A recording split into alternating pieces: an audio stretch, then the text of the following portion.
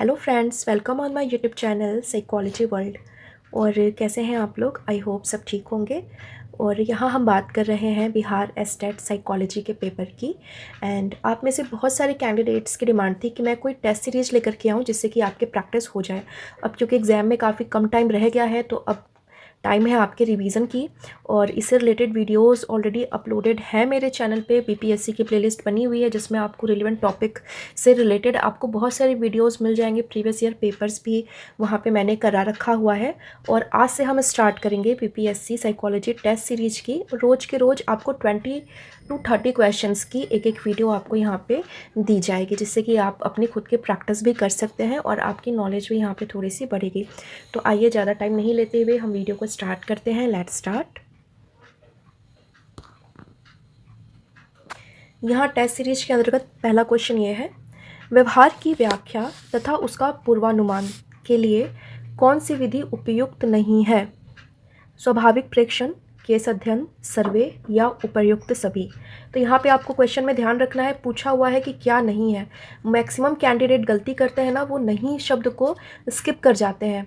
वो कई बार ये मिसपरसेप्शन हो जाता है कि चीज़ सामने है लेकिन वो परसेप्शन नहीं हो पाता है। तो ध्यान रखना है, क्वेश्चन को ध्यान से 2 बार 3 बार आपको पढ़ लेना है। तो यहाँ पे है कौन सी विधि उपयुक्त नहीं है। यहाँ पे 4 ऑप्शन दिया हुआ है और आप इसका आंसर खुद ही सोचिए कि इसका आंसर क्या होगा। आप एक पेपर और पेन लेकर के बैठिए, आप उसका क्वेश्चन का आंसर लिखते चलिए और साथ में जब मैं राइट आंसर बताऊंगी तो आप उससे अब खुद को एसेस कर पाएंगे, आप मिला पाएंगे कि आप कितना क्वेश्चन कर पा रहे हैं। तो यहाँ पे इसका राइट आंसर हो जाएगा option number D.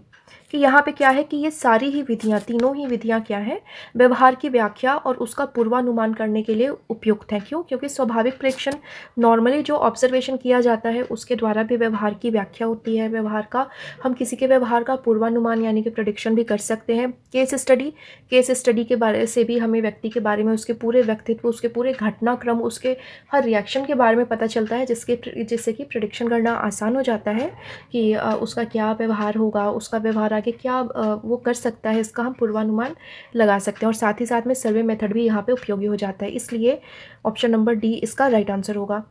Next question देखते हैं। वस्तुनिष्ठ आत्मनिरीक्षण की प्रविधि का संबंध निम्नलिखित में से किससे है? वस्तुनिष्ठ आत्मनिरीक्षण विधि। तो आपको एग्ज़ाम के लिए क्या करना है, सिर्फ बीपीएससी ही नहीं, किसी भी एग्ज़ाम की आप तैयारी करिए, एक तरफ आपको सारे मेथड्स लिखते चले जाने हैं और दूसरी तरफ उन मेथड्स को किसने दिया था। तो ध्यान रखना है आपको। इस तरह के क्वेश्चंस भी आपको इस तरह के एग्जाम्स में काफ़ी ज़्यादा देखने को मिलते हैं। अभी बिहार में जैसे कि पीजीटी का पेपर चल रहा है, यूपी में भी फॉर्म कब का ही भरा जा चुका है पीजीटी के लिए भी, और यूपीएचईएससी के लिए भी, जीडीसी के फॉर्म्स भी आने वाले हैं, जीआईसी भी आने वाला है। तो मतलब साइकोलॉजी का कोई भी एग्ज़ाम हो तो यहाँ पे आपको ऐसे क्वेश्चंस दिखते ही दिखते हैं। तो यहाँ पे बेसिकली आप अपना राइट आंसर, आपके हिसाब से जो आंसर है आप उसको लिखिए। और यहाँ पे चारों ऑप्शन को एक बार मैं पढ़ देती हूँ, उसके बाद हम लोग राइट आंसर को देखेंगे। तो यहाँ पे पहला ऑप्शन है James and Angell, Wundt and Titchener, Freud या फिर इविंगहॉस। तो आपको यहाँ पे राइट आंसर बताना है और इसका राइट आंसर है ऑप्शन नंबर बी। आगे देखते हैं क्वेश्चन नंबर 3। प्रक्षेपण प्रविधि में CAT का विस्तारित रूप क्या होता है? तो इस तरह के भी क्वेश्चंस काफ़ी ज़्यादा पूछे जाते हैं, फुल फॉर्म वाले क्वेश्चंस। आपने TAT पढ़ा होगा, आपने WAT पढ़ा होगा, आपने RT पढ़ा होगा। किसने दिया था, कब दिया था और इसका फुल फॉर्म क्या है, ये आपको, ये 3 चीज़ आपको बिल्कुल एक नोट बना के, शॉर्ट नोट्स जिसको कि कहा जाता है, ये बना करके रखते चलिए। तो CAT का फुल फॉर्म क्या है, यहाँ पे चारों ऑप्शन हम देख लेते हैं क्या है। चाइल्ड्स एप्रिसेप्शन परीक्षण, चिल्ड्रंस एपरसेप्शन परीक्षण, चाइल्ड्स एप्रीहेंशन परीक्षण और चिल्ड्रन एप्रीहेंशन परीक्षण। तो यहाँ पे इसका राइट आंसर है option number B, children apperception परीक्षण या टेस्ट। नेक्स्ट हम देखते हैं, निम्नतम स्तर की मापनी निम्नांकित में से कौन सी है? मतलब कि सबसे निचले लेवल की जो मापनी होती है, स्केलिंग होती है, वो कौन सी है? तो 4 स्केलिंग के बारे में, इस पर भी मेरी डिटेल्ड वीडियो बनी हुई है, प्लेलिस्ट में देख लीजिएगा। यहाँ 4 ऑप्शन है, nominal scale, ordinal scale, interval scale या फिर रेशियो स्केलिंग। नामित, क्रमिक, अंतराल और अनुपात मापनी। फटाफट से आप इसका आंसर बताइए, आपके अकॉर्डिंग इसका आंसर, सही आंसर क्या होगा। क्वेश्चन को ध्यान से पढ़ना है। निम्नतम स्तर की मापनी पूछी हुई है, तो इसको भी ध्यान में रखिएगा। कई बार बच्चे समझ लेते हैं कि सबसे उच्चतर लेवल की मापनी के बारे में पूछा गया है, तो ये छोटी छोटी मिस्टेक्स बच्चे कर जाते हैं, तो इसको ध्यान में रखना है। यहाँ पे इसका राइट आंसर है ऑप्शन नंबर ए, यानी कि नॉमिनल स्केलिंग जो है वो सबसे निचले लेवल की मापनी बताई गई है। और आगे देखते हैं। संज्ञानात्मक स्कूल के परिणाम स्वरूप मनोविज्ञान को अब किस ढंग से परिभाषित किया जाता है? यानी कि हर स्कूल ने अपनी अपनी साइकोलॉजी दी है। जैसे कि हम वुंट की बात करें तो वुंट की डेफिनेशन कुछ अलग है। हम व्यवहारवाद की बात करें तो उन्होंने व्यवहार पर फोकस किया हुआ है, मीन्स मनोविज्ञान व्यवहार का विज्ञान है। तो इसी चीज़ को पूछा जा रहा है कि संज्ञानात्मक स्कूल के परिणाम स्वरूप, मतलब संज्ञानात्मक अप्रोच के अकॉर्डिंग साइकोलॉजी को कैसे डिफाइन किया गया है। तो यहाँ पे 4 ऑप्शन है, उसको हम देख लेते हैं। व्यवहार एवं मानसिक प्रक्रिया के अध्ययन के रूप में, या व्यवहार एवं संज्ञान के अध्ययन के रूप में, या व्यवहार एवं संवेग के अध्ययन के रूप में, या फिर उपर्युक्त सभी। तो यहाँ पे इसका राइट आंसर आपके अकॉर्डिंग क्या होना चाहिए, फटाफट से बताइएगा। आप टिक कर लीजिए। और यहाँ पे इसका आंसर बताया गया है option number A. Next question देखते हैं। क्योंकि मनोविज्ञान एक विज्ञान है, अतः इसके मनोवैज्ञानिक नियम को निश्चित रूप से आधारित होना चाहिए। किस चीज़ पर इसको आधारित होना चाहिए? यहाँ पे 4 ऑप्शन दिया हुआ है। तर्कसंगत अनुमानों पर, ज्ञानेंद्रियों द्वारा इकट्ठा किए गए आंकड़ों के सबूतों पर, स्पष्ट दार्शनिक परंपराओं पर, या फिर घटनाओं का प्रत्येक प्रेक्षक द्वारा की गई आत्मनिष्ठ व्याख्या पर। तो यहाँ पे इसका राइट आंसर है ऑप्शन नंबर, आपने कौन सा आंसर लगाया है आप टिक कर लीजिए। और इसका राइट आंसर बताया गया option number B. Next question देखते हैं। मनोविज्ञान को विज्ञान कहलाने में किस कारक का योगदान सर्वाधिक है? तो क्योंकि मनोविज्ञान एक विज्ञान है, तो वो क्या चीज़ है जो कि इसको जो कि इसको विज्ञान बनाती है? वस्तुनिष्ठता, क्रमबद्ध अध्ययन, नियंत्रित प्रयोग, या फिर उपर्युक्त सभी। तो यहाँ पे ऑप्शन नंबर डी इसका राइट आंसर है, यानी कि ये सभी जो फैक्टर्स हैं ये किसी भी साइंटिफिक रिसर्च की मेन क्वालिटीज़ होती हैं, जो कि साइकोलॉजी में भी हम देखते हैं। इसलिए ये सारी क्वालिटीज़ मिलकर के मनोविज्ञान को एक विज्ञान का दर्जा देती हैं। नेक्स्ट क्वेश्चन देखते हैं। एक कविता के सीखने पर दंड के प्रभाव को अध्ययन करने वाले प्रयोग में दंड एक है, क्या है? यहाँ पे 4 ऑप्शन है। टाइप ई IV, टाइप एस IV, या फिर इंडिपेंडेंट वेरिएबल, या फिर डिपेंडेंट वेरिएबल। वेरिएबल से यहाँ पे क्वेश्चन पूछी गई है। वेरिएबल पर भी मेरी फुल डिटेल्ड वीडियो अवेलेबल है, आप प्लेलिस्ट में जाकर के देख लीजिएगा। और यहाँ पे इसका राइट आंसर है टाइप ई, यानी कि टाइप ई इंडिपेंडेंट वेरिएबल। ये क्या होता है कि जब हम लोग, हमारी स्टडी ही कुछ ऐसी होती है, हमने प्रॉपर उसको अपने वेरिएबल में हमने जोड़ तोड़ किया हुआ है। टाइप ई और टाइप एस क्या है? इंडिपेंडेंट वेरिएबल का ही 2 सब टाइप है, जिसमें कि ये वाला जो एग्जाम्पल होगा वो टाइप ई स्वतंत्र चर होगा। टाइप एस कब होगा? जबकि हमारा जो सब्जेक्ट है या फिर हमारा जो ग्रुप है उसको उसी हिसाब से मैनिपुलेट करके हमने बनाया हुआ है। और इसके बाद नेक्स्ट क्वेश्चन देखते हैं।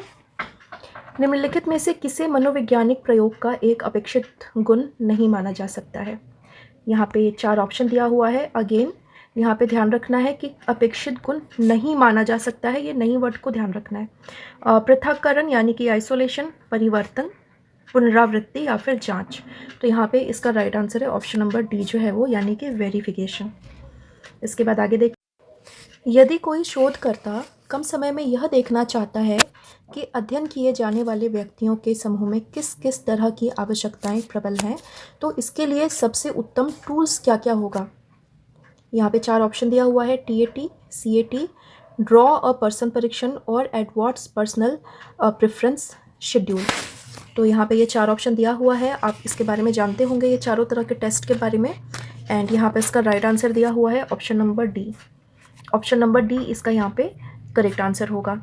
इसका कई बार फुल फॉर्म भी पूछ लेता है, तो EPPS इसका फुल फॉर्म क्या है? Edwards personal preference schedule. तो इसको आपको ध्यान में रखना है। और यहाँ पे देखिए CAT का भी फुल फॉर्म दिया हुआ है, TAT का भी फुल फॉर्म दिया हुआ है, तो इसको आप फुल फॉर्म को ध्यान में रखें, किसके द्वारा दिया गया ये भी आपको ध्यान में रखना है। एंड नेक्स्ट क्वेश्चन देखते हैं। रेटिंग मापने की सफलता के लिए यह आवश्यक है कि, यहाँ 4 ऑप्शन है। रेटिंग मापनी एक विश्वस्त एवं दुरुस्त मापनी हो।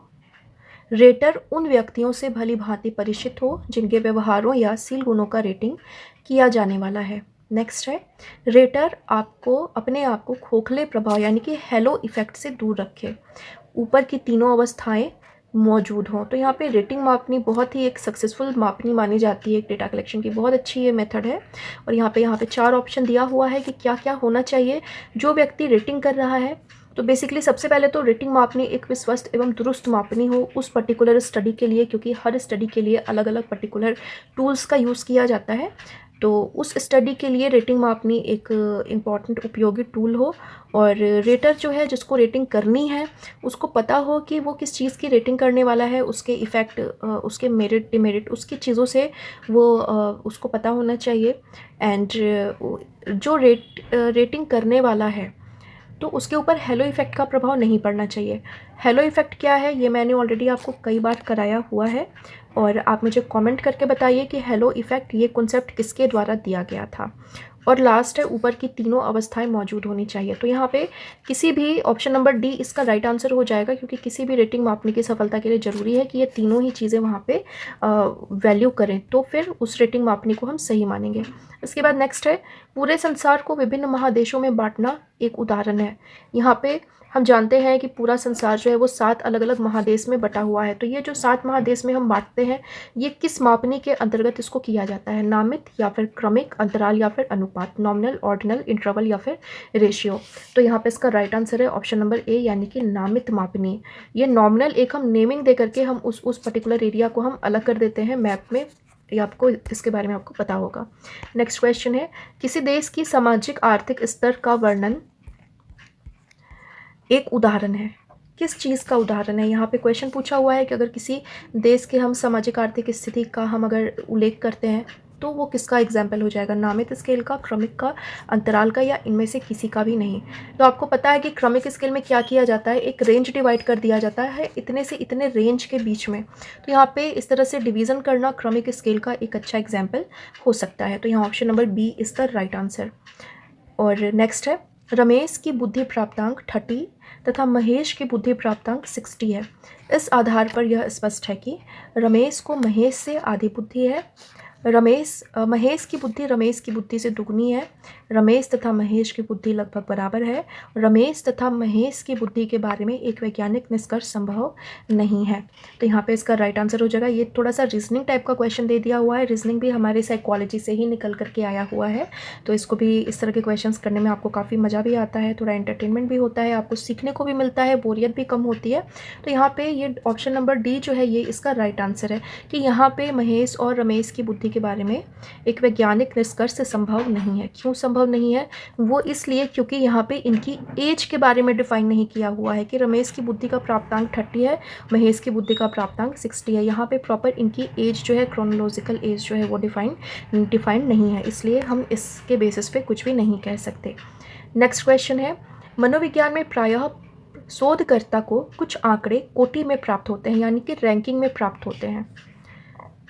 ऐसा इसलिए होता है क्योंकि उनके मापन का आधार क्या होता है? यहाँ स्केलिंग से काफ़ी ज़्यादा क्वेश्चंस हैं, और आई थिंक आप ये क्वेश्चंस इतने सारे अगर सॉल्व कर पा रहे हैं, यानी कि आपका ये कॉन्सेप्ट काफ़ी अच्छे से क्लियर है। इससे रिलेटेड एग्जाम में आपके 1 से 2 क्वेश्चंस आते हैं। और ये जो वीडियो है सिर्फ बीपीएससी के लिए ही नहीं, साइकोलॉजी रिलेटेड हर एग्ज़ाम के लिए ये वीडियो हेल्पफुल होगी, चाहे वो हरियाणा का पीजीटी हो, महाराष्ट्र पीजीटी हो, यूपी एचईएससी हो, यूपी का पीजीटी हो, बिहार का पीजीटी तो है ही है। तो ये हर एग्ज़ाम के लिए इम्पॉर्टेंट है। तो यहाँ पे इसका आंसर हो जाएगा option number B, ordinal scaling. Basically हम क्या करते हैं, एक रैंकिंग में उसको हम डिवाइड कर देते हैं। तो ये क्रमिक मापनी यानी कि ऑर्डिनल स्केलिंग का एक एग्जाम्पल हो जाएगा। नेक्स्ट है, किसी भी मनोवैज्ञानिक अध्ययन की मूल विधि होती है प्रेक्षण, क्षेत्र अध्ययन, सर्वे या फिर केस स्टडी। तो यहाँ पे मूल मनोवैज्ञानिक प्रविधि के बारे में पूछा हुआ है। तो बेसिकली इसमें से मूल जो मनोवैज्ञानिक अध्ययन विधि होगी वो ऑब्जर्वेशन मेथड को मानी जाएगी, क्योंकि ऑब्जर्वेशन में बेसिकली क्या है, सीधा सीधा किसी ग्रुप को, किसी व्यक्ति के व्यवहारों को ऑब्जर्व किया जाता है और हम निष्कर्ष तक पहुँचते हैं। तो ऑब्जर्वेशन मेथड जो है वो साइकोलॉजी की मेन मूल प्रवृत्ति बताई गई है। इसके बाद आगे देखते हैं,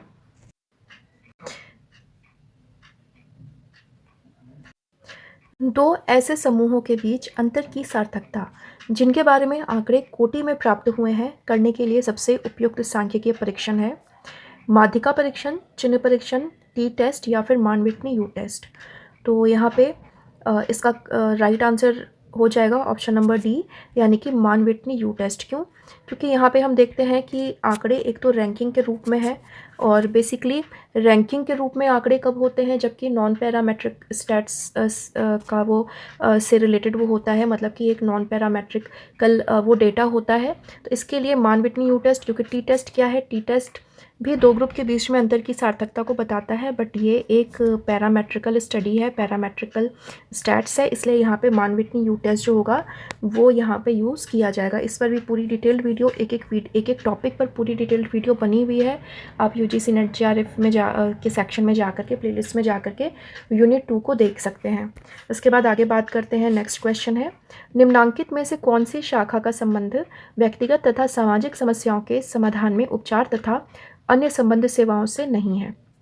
सामुदायिक मनोविज्ञान, परामर्श मनोविज्ञान, समाज मनोविज्ञान या फिर नैदानिक मनोविज्ञान। तो यहाँ पे हम देख रहे हैं कि व्यक्तिगत तथा ऐसी शाखा यानी कि मनोविज्ञान का ऐसा ब्रांच जो कि किसी भी समस्या का समाधान या ट्रीटमेंट नहीं कर रहा है, ये मीन्स नॉर्मल एक व्यवहार की बात करी जा रही है। तो यहाँ हम देखते हैं कि सामुदायिक मनोविज्ञान में भी ये प्रॉपर एक सामुदायिक चिकित्सा भी करी जाती है, प्रॉपर ये एक थेरेपी के रूप में भी यूज़ किया जाता है। काउंसलिंग साइकोलॉजी तो है ही है, क्लिनिकल साइकोलॉजी है ही है। तो यहाँ पे ऑप्शन नंबर सी इसका राइट आंसर हो जाएगा, यानी कि समाज मनोविज्ञान जो है ये क्या करता है, व्यक्ति का समाज के ऊपर और समाज का व्यक्ति के ऊपर पड़ने वाले व्यवहारों का अध्ययन करता है यहाँ पे। नेक्स्ट क्वेश्चन हम देखते हैं, वितरण मुक्त सांख्यिकी को क्या कहा जाता है, यानी कि डिस्ट्रीब्यूशन फ्री स्टैट्स को क्या कहा जाता है? चार ऑप्शन है यहाँ पे, प्राचल सांख्यिकी, अप्राचलिक सांख्यिकी, वर्णनात्मक सांख्यिकी और अनुमानिक सांख्यिकी। तो सांख्यिकी के भी अलग अलग टाइप्स बताए गए हैं, मैंने इस पर भी पूरी डिटेल्ड वीडियो बनाई हुई है, आप चाहें तो प्लेलिस्ट में जा करके आप देख सकते हैं। एंड यहाँ पे इसका राइट आंसर हो जाएगा ऑप्शन नंबर बी, यानी कि अप्राचलिक सांख्यिकी। ये डिस्ट्रीब्यूशन फ्री स्टैट्स ये एक सबसे बड़ी विशेषता होती है जो कि प्राचलिक और अप्राचलिक सांख्यिकी को एक दूसरे से अलग करती है। तो ऑप्शन नंबर बी यहाँ पे इसका राइट आंसर हो जाएगा। इसके बाद नेक्स्ट क्वेश्चन देखते हैं, जब प्रयोगकर्ता यह प्रकल्पना बनाता है कि समूह अ तथा समूह ब में अंतर है तो इसे कहा जाता है one tailed hypothesis, two tailed hypothesis, null hypothesis या फिर रिसर्च हाइपोथेसिस। तो यहाँ पे इसका राइट आंसर आप मुझे कमेंट करके बताइए, या फिर अगर आप कॉपी पेन लेकर के बैठे होंगे तो आप उसको टिक करते चलिए। यहाँ पे इसका राइट आंसर हो जाएगा ऑप्शन नंबर बी, यानी कि टू टेल्ड हाइपोथेसिस यहाँ पे इसको कहा जाएगा। इस पर भी पूरी डिटेल्ड वीडियो बनी हुई है। हाइपोथेसिस के टाइप्स, हाइपोथेसिस, रिसर्च हाइपोथेसिस के भी सब टाइप्स बताए गए हैं, जिसमें कि आपका वन टेल्ड और टू टेल्ड हाइपोथेसिस आता है। टू टेल्ड हाइपोथेसिस बेसिकली ये एक अंतर को बताता है कि अंतर किस दिशा में है। तो बेसिकली ये यहाँ पे ऑप्शन नंबर बी इसका राइट आंसर हो जाएगा। नेक्स्ट क्वेश्चन हम देखते हैं, निम्नांकित में से कौन संप्रत्यय मनोविज्ञान की औपचारिक परिभाषा का हिस्सा नहीं है? मेंटल प्रोसेस, बिहेवियर, वैज्ञानिक या फिर सामान्यता। तो यहाँ पे हम देखते हैं बेसिकली कि जब हम साइकोलॉजी डेफिनेशन की बात करते हैं तो व्यवहार इसका मूल रूप है, बिल्कुल मीन्स मनोविज्ञान व्यवहार का ही विज्ञान है। चेतन अनुभूति भी इसकी बिल्कुल आत्मा है, यानी कि मनोविज्ञान क्या है, चेतन अनुभूति और व्यवहार के अध्ययन की वैज्ञानिक विधि है। तो वैज्ञानिकता भी यहाँ पे आएगा। क्वेश्चन में पूछा हुआ है क्या नहीं आएगा, ऑप्शन नंबर डी जो है ये इसका राइट आंसर हो जाएगा, यानी कि सामान्यता। तो आपको ध्यान रखना है, क्वेश्चन सही से पढ़ना है कि नहीं है पूछा गया है या है पूछा गया है। तो क्वेश्चन को 2 से 3 बार आपको हमेशा रीड कर लेना है, ये एक गुड हैबिट होती है। इसके बाद नेक्स्ट क्वेश्चन है, ये क्वेश्चन थोड़ा सा लॉन्ग है, इसके आगे हम देख लेते हैं। ये क्वेश्चन काफ़ी लॉन्ग है, चलिए इसको भी देख लेते हैं। कोई प्रयोगकर्ता लिखित समस्याओं के समाधान के लिए छात्रों को भिन्न भिन्न निर्देश देता है ताकि यह देखा जा सके कि कोई विशेष निर्देश अन्य निर्देशों से उत्तम ढंग से समस्या समाधान में लाभकारी होता है या नहीं। इस उदाहरण में छात्रों का समस्या समाधान व्यवहार निम्नांकित में से किसका उदाहरण होगा? तो बेसिकली यहाँ पे क्या है, 4 ऑप्शन दिया हुआ है। पहले आप क्वेश्चन को सही से समझिएगा। इतने बड़े क्वेश्चन देख करके कई बार कैंडिडेट थोड़ा सा डर जाते हैं, लेकिन बड़े बड़े क्वेश्चन के आंसर्स और भी ज़्यादा इजी होते हैं क्योंकि उनका आंसर आपके क्वेश्चन में ही होता है। इसको ध्यान से पढ़िएगा, वीडियो को पॉज करके 2 से 3 बार आप पढ़ लीजिएगा। और यहाँ पे 4 ऑप्शन दिया हुआ है, एक्सटर्नल वेरिएबल यानी बहिरंग चर, आश्रित चर, स्वतंत्र चर और मध्यस्थ चर। तो यहाँ इसका राइट आंसर हो जाएगा ऑप्शन नंबर बी यानी कि डिपेंडेंट वेरिएबल। अब ये आंसर इसका क्यों होगा, तो यहाँ पे आप देखिए, क्योंकि यहाँ पे इंस्ट्रक्शंस जो है, इंस्ट्रक्शंस का इफ़ेक्ट देखा जा रहा है, यानी कि अलग अलग तरह से इंस्ट्रक्शंस दिए गए और देखा गया कि छात्रों का जो ग्रुप बना हुआ था उनका आउटपुट क्या रहा। तो यहाँ पे इंस्ट्रक्शंस का इम्पैक्ट पड़ रहा है समस्या समाधान व्यवहार पर। तो यहाँ पे समस्या समाधान व्यवहार क्या है, एक डीवी होगा यानी कि डिपेंडेंट वेरिएबल है। इस पर किसका प्रभाव जा रहा है, तो इंस्ट्रक्शंस का इफेक्ट जा रहा है। तो इसलिए यहाँ पे आश्रित चर इसका राइट आंसर होगा। इसके बाद नेक्स्ट क्वेश्चन हम देखते हैं। चूँकि मनोविज्ञान में व्यक्ति के व्यवहार के कारण तथा इसके परिणाम के संबंध का विश्लेषण किया जाता है, अतः इसे कहा जाएगा एक सामाजिक मनोविज्ञान, एक सामाजिक विज्ञान, एक संज्ञानात्मक विज्ञान, एक जैविक विज्ञान या फिर एक व्यवहारवादी विज्ञान। तो बेसिकली यहाँ पे क्या है, ये तो क्वेश्चन आपको देखने से ही समझ में आ रहा होगा, तो इसलिए यहाँ पे इसका राइट आंसर क्या होगा, ऑप्शन नंबर डी होगा, इसका ये राइट आंसर हो जाएगा। तो यहाँ पे क्योंकि मनोविज्ञान क्या है, क्वेश्चन में ही इसका आंसर यहाँ पे छुपा हुआ है, तो 2 से 3 बार क्वेश्चन पढ़ेंगे तो आपको ईजिली आपका आंसर मिल जाता है। इसके बाद नेक्स्ट क्वेश्चन हम देखते हैं।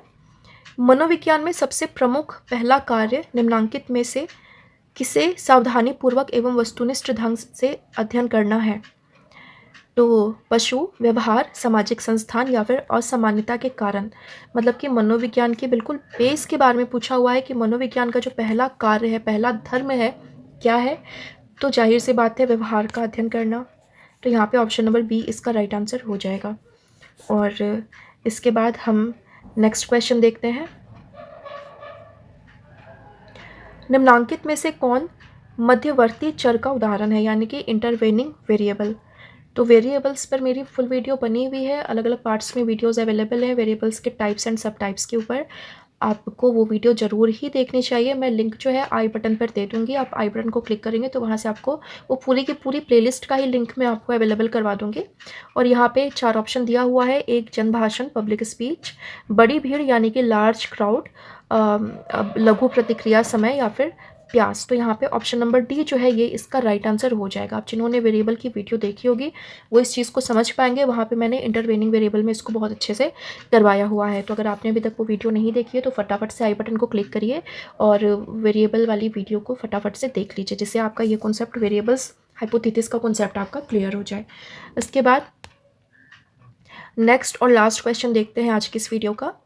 संज्ञानात्मक संदर्भ के अनुसार व्यक्ति एक खास ढंग से व्यवहार करता है क्योंकि वे उस तरह से सोचते हैं, वे आंतरिक बलों एवं अभिप्रेरणाओं द्वारा निर्देशित होते हैं, वे पर्यावरणीय अवस्थाओं द्वारा उत्तेजित होते हैं या फिर वे जैविक रूप से वैसा करने के लिए ही बने हुए होते हैं।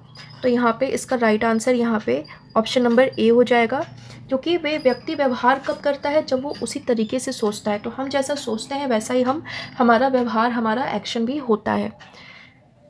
तो ये आज की ये वीडियो अब हम यहीं पे स्टॉप करते हैं। यहाँ पे आज की इस वीडियो में मैंने लगभग 25 से 30 क्वेश्चंस को कवर करने की कोशिश की है और आप मुझे अपने स्कोर्स ज़रूर बताइएगा कि आपने कितने क्वेश्चंस आपने सही किए हैं। एंड आज के लिए इतना ही। उम्मीद है वीडियो आपके लिए हेल्पफुल लगी होगी। अगर आपके लिए वीडियो हेल्पफुल लगी हो तो वीडियो को लाइक कर दीजिएगा और हमारे साथ इसी तरह के इंफॉर्मेटिव वीडियोस देखने के लिए, हमारे चैनल के साथ जुड़ने के लिए आप सब्सक्राइब बटन को क्लिक कर सकते हैं और साथ में बेल आइकन को भी आप प्रेस कर सकते हैं। और साथ में बहुत सारे मुझे कमेंट आते हैं, कई बार मैं सारे कमेंट को पढ़ भी नहीं पाती, रिप्लाई भी नहीं कर पाती हूँ। तो आप चाहें तो मेरे चैनल की मेंबरशिप आप ज्वाइन कर सकते हैं। मेंबरशिप ज्वाइन करने के चार्जेस 29 रुपीज़ ओनली हैं। अगर आप चाहें तो ज्वाइन कर सकते हैं।